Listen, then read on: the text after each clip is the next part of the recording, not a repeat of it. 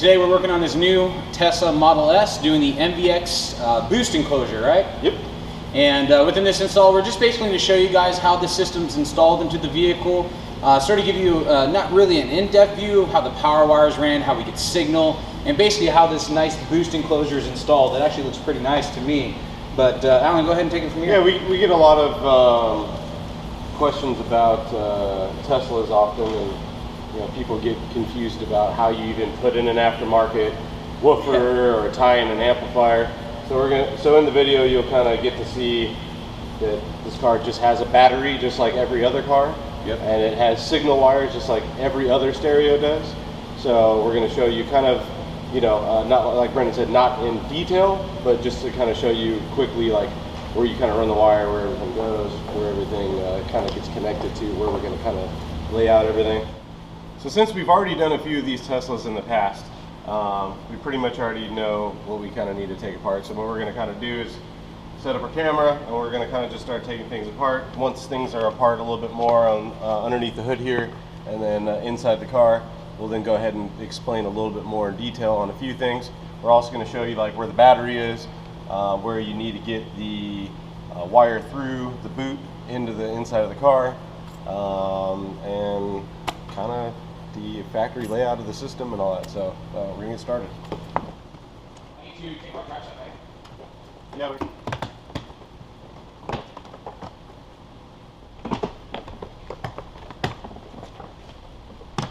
Boom. Yeah, just got it.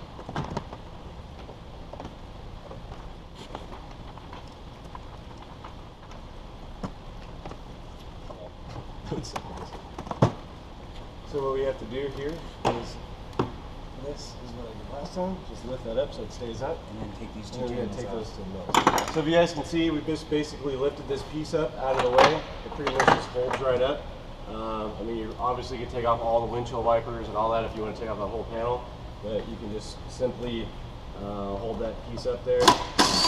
There's two 10 mils that are behind there for the this vent here, and we're going to remove that so we can get that out to have some access to the battery, which is right below it.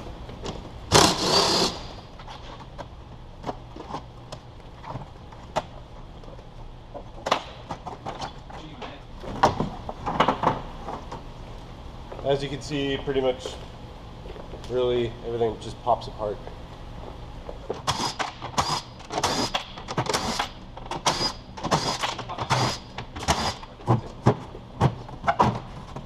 So you can see once you've unbolted that, it comes right out. Alright, so as you can see, we removed kind of the air cleaner, I guess, so to speak, and all these panels we have this kind of held up here, and just directly right below it is the battery for the car. And that's obviously where we're going to grab power for the amplifier that we're putting in. Kind of to the right of the battery, you can see the factory boot where all the wiring for the harness goes into the car. Just like any other vehicle, you'll typically just make a small little slit with a razor blade, run your wires through. In this case, we're going to be trying to keep our amplifier under the hood. And so we'll only really need to run in a set of RCAs and remote turn on, and we're going to have to run our wire to our sub through there as well, and that's pretty much it. Yeah. So we're going to, now that we got this all taken apart, we're just going to pretty much move on to some of the interior stuff, so that way we can kind of access what we need to run through on the opposite side of this, and we'll give you a little bit more details on that as we go. So now we're starting to work on the inside. Brendan's over there starting to take apart that side, which we'll get you some footage on that side in a bit. But we do need to pop these side panels off. They come apart the same way on both sides.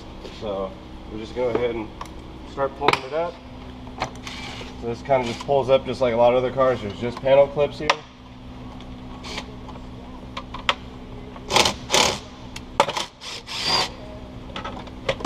It can be a little tough there, but don't be afraid. They just pop right off.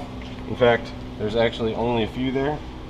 And it actually looks like one's missing, but I guess Tesla skimped a little bit on that one panel clip because it's that way on both sides. That's your $10,000. And it was like that on the last one or two that I did as well too. So as you can see, nothing was left behind, but they forgot to put on a panel clip. So yeah.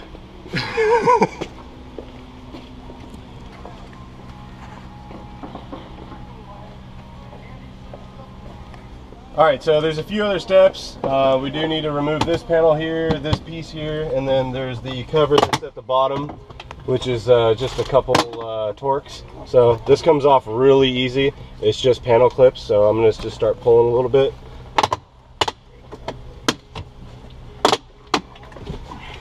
And literally, that's it. It just comes right off.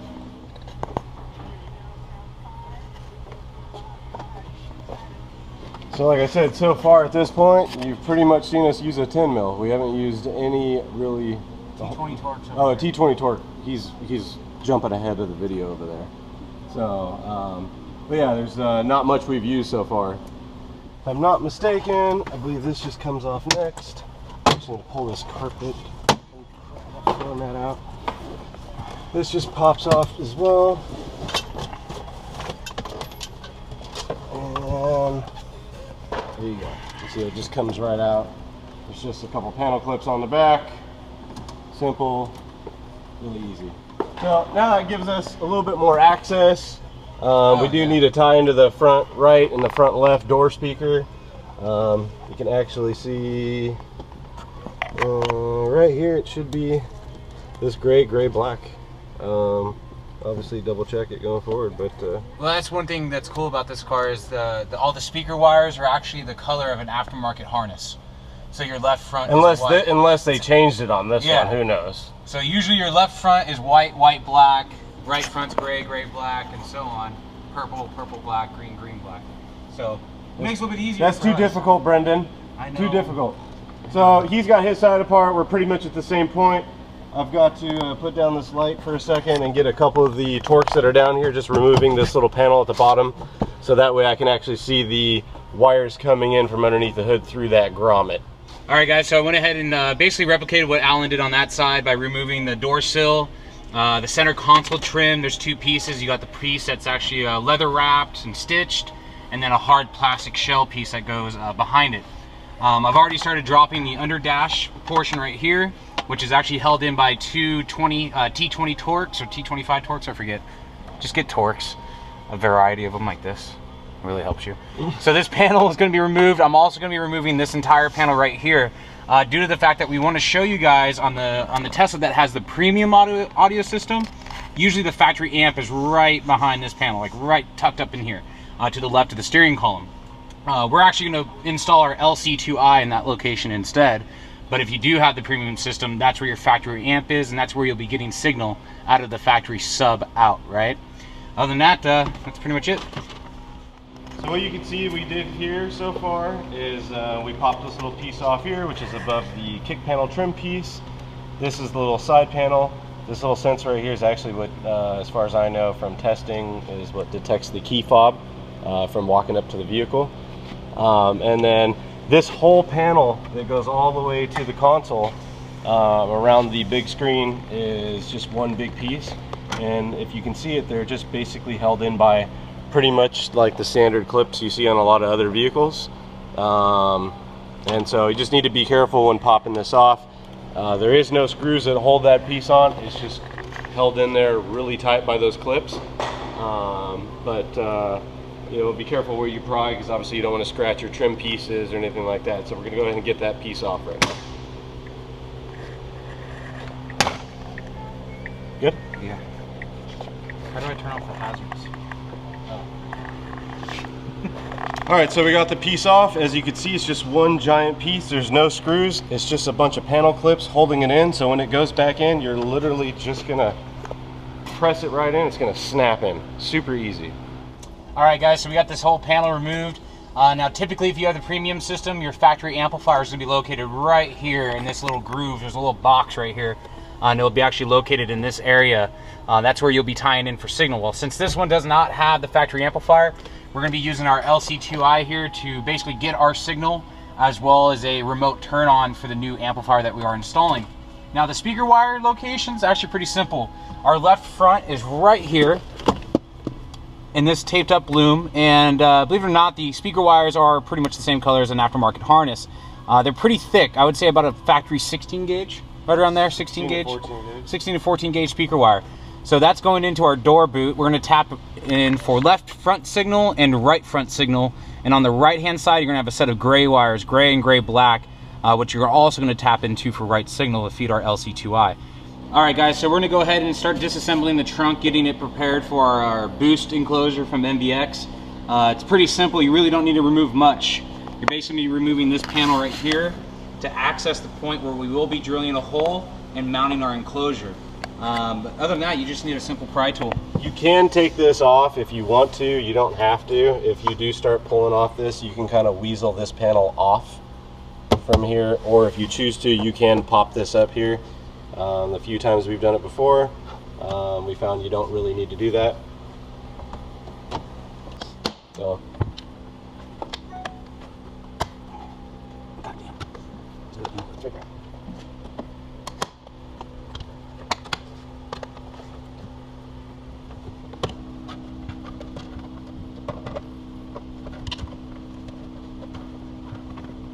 This board's in the way.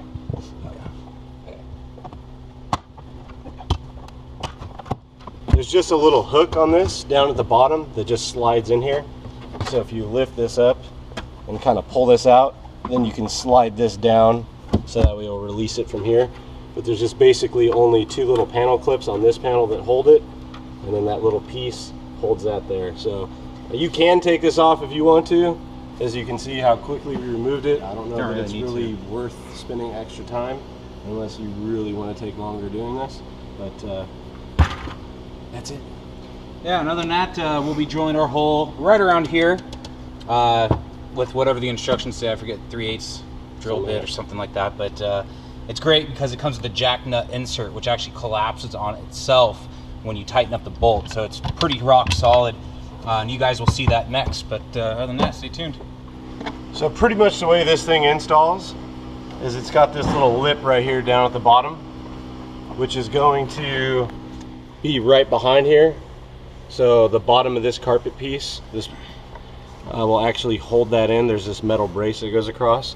So we'll kind of slip this into place. Push the bottom in so you can see it pop down. And you're just going to press it down just like that. So it fits nice all the way around, contours the vehicle. And pretty much we're just going to be drilling a hole right there with the provided jack nut that it comes with. So we'll drill a hole, we'll snap this guy in, and then we'll tighten it down. And what happens is this little thing collapses, so it locks into the metal of the frame here and holds the top. The bottom's already held in because it's locked in because it overlaps this brace that goes across here. So it's a very simple, quick install on the enclosure. All right, so we got a little bit of the wiring done. Let me just kind of show you. Originally in the beginning of the video we talked about running the wire through the factory grommet. However, we found this actually to be a little bit easier over here. There's a factory little drain of some sort right there, and below it there was nothing in the way. So what we did is just drilled a small little hole, ran our RCAs, our speaker wire, and our amp turn on, and our power to our LC2i to go through there. Because on this particular Tesla, compared to the ones that we did before, I don't know what they changed or if it's just a model, but these two brains right here, these modules that are all in orange loom, these weren't there before, so it's kind of hard to access that factory grommet. So we kind of just did that instead, which worked out really good. We mounted our fuse holder right here. So if you ever have an issue with a fuse, you can just pop this plastic panel off, which you saw at the beginning of the video. Is super easy, pop it off, fuse holder's right there. We haven't connected power to the battery. Power is gonna go to the battery when we get everything else connected. We already got our ground right off the negative side of the battery. So we got everything kind of coming together right here, which will go to the amplifier, just trying to keep it all nice and uniform. If you poke your head over here, we'll show you where that wire comes into the car.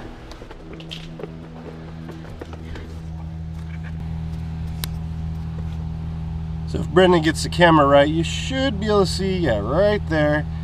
You can see that the RCAs and the remote and power and all that jazz and speaker wire coming right through the hole that we drilled below that grommet. I actually went ahead and ran it right across the hump, which is wide open since we took all the panels off, and it's coming right over here. I got it all nicely zip tied up. Everything's coming off here, and I already started running the speaker wire to the back that's going to go to the sub. We're going to put the LC2i here. So once we get this connected, then we're going to tie into our front left and front right speaker for signal. We discussed with the customer more than likely mounting the remote bass knob somewhere over here, easily accessible. So we're going to move on, and we'll show you kind of the next update. All right, well, we got pretty much all the wiring done. We got our sub wire in, we got our LC2i hooked up. We're going to show you that in a second. We got our amp mounted in this cubby. I'm sure you can probably kind of see right there. Mounted. So when this is in, it's not really going to take up any storage space. Drilled a couple holes at the top, and we can run our power and our RCAs through. This fiberglass is really, really thick. So all we did is pre-drill 4 little holes, screw it right in. That thing is rock solid. It ain't going anywhere whatsoever. We poke over this way. We got our LC2i wired up here. We've got our power that we ran with our RCAs, our remote, RCAs plugged in, our speaker wire for left and right signal that we tied into. Just to make it easier, I use the correct normal colors. Obviously it doesn't matter what you use, but that way you can actually visually see it. You poke your head right in there, you'll see the wire that we tied into. You can see it going into the door boot. You'll see a twisted white pair that match your typical standard speaker wires, and that goes right into the boot. And then you'll also see the same on the other side. All that's pretty straightforward. We got our sub wire ran to the back, or at least I believe, because Brendan said he did it. So I did it, I promise. Let's go look at it. So wires coming out right here. We got plenty of length. Basically, he just ran it under the sail panels that go along the side there. Just tucked it. You actually can come up under the seat, kind of just route the wire right behind here and come out here. You'll have this little access that you'll just pop off. Wire will come right out. All right, guys, so I'm ready to mount our new NVX enclosure into the Tesla. Prior to mounting it, I need to make sure I get the correct size drill bit for our jack nut to properly secure the enclosure into the vehicle.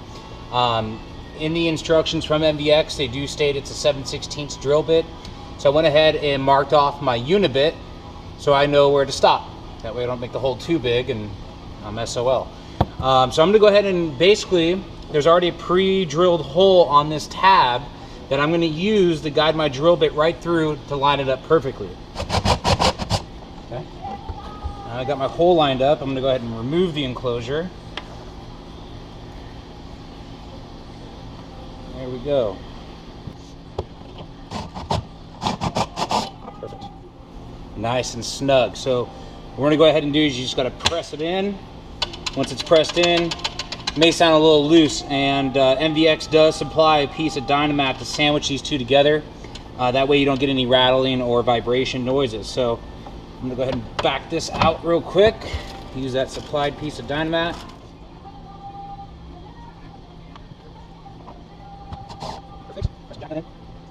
So that's exactly what you want. The piece of sound dampening in first, then install the jack nut. Now once I actually mount the enclosure and tighten up this 1/4-20 bolt, this jack nut will fully collapse and keep the enclosure in its place. So I'm gonna go ahead and do that right now.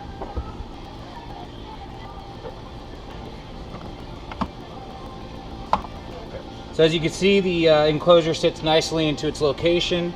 I'm gonna go ahead and start threading in my hardware.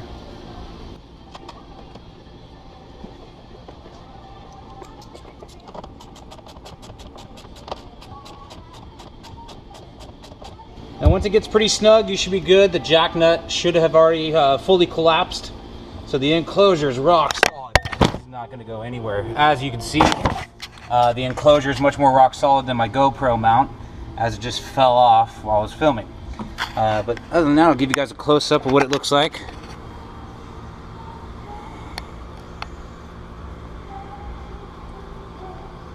Nicely mounted and secure. The lines on the enclosure are extremely nice, and the carpet match is pretty dead on. Don't worry, I'll vacuum it out.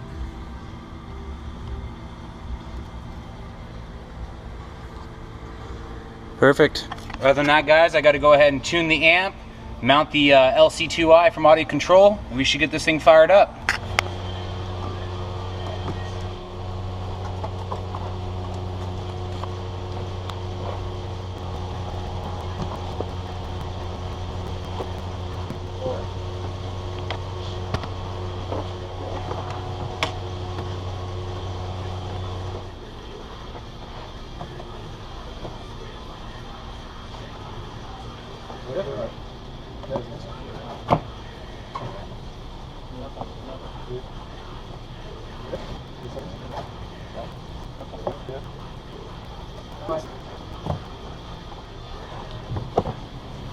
Alright, so just like you saw in the video, we wound up putting the amplifier underneath the hood here. It's really cool because it's completely hidden out of the way.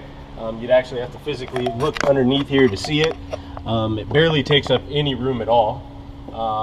And we left enough cable on the backside so if anybody ever needed to service the car, they could actually unbolt that whole cubby and slide it out and have enough room. So that's cool, so you don't really see anything. So let's show you what we got going on in the back.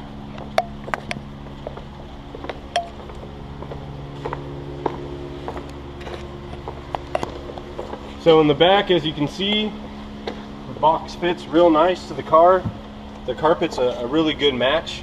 The enclosure just lips right underneath this this brace here, and there's just one bolt with a 10 mil that holds that right into place. You just drill one hole. And the cool thing about this, let's say you have this car on a lease, or you wind up selling it, whatever the case may be, you want to take all the equipment out, you would never know that it was ever there, because even after you take the box out and you unbolt the one hole, the 10 mil for the hole that you drilled for the jack nut, this panel covers everything right back up. So it's completely removable and you'd never even know it's there.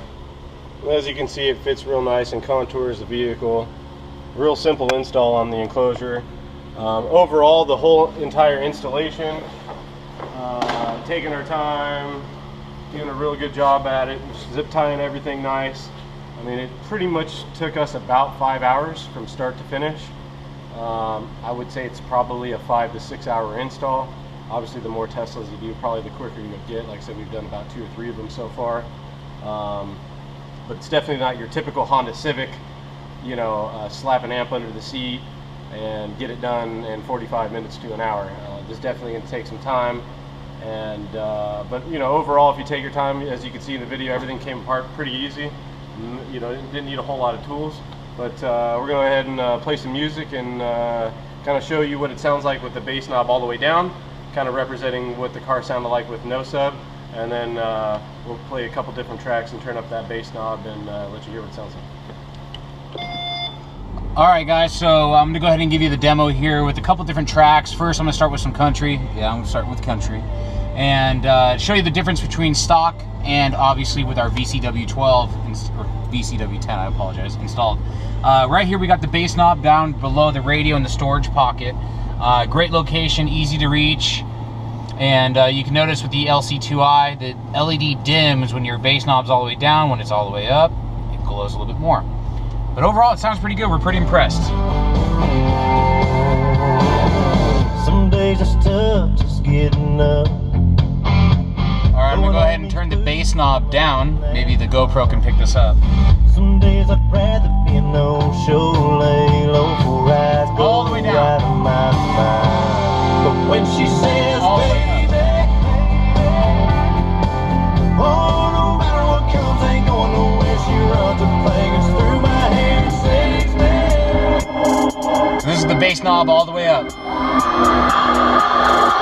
Wanna sit beside a sick and seductive centipede, something so sinister, something like a centipede, slithering sheet, searching for synergy, sucking my seed, chocolate stick and sipping Hennessy, shitting all the way down. Spit you out of commission position, the bitch and dipping when I mention slipping submission. All of this is the quick and the copulating and kissing. My operation is dripping to the body, shaking and stripping. So as we can tell, guys, I mean, there's a huge difference. It's definitely night and day between the factory system and adding this woofer. It really fills everything out, makes it sound really nice, and overall really clean. The response from that woofer is just phenomenal. for the size of the enclosure that it's in and the amount of power that we're giving to it. I know our customers can be pretty stoked about it because he was definitely lacking some bass before, now he has it. Other than that, I think we're good to go.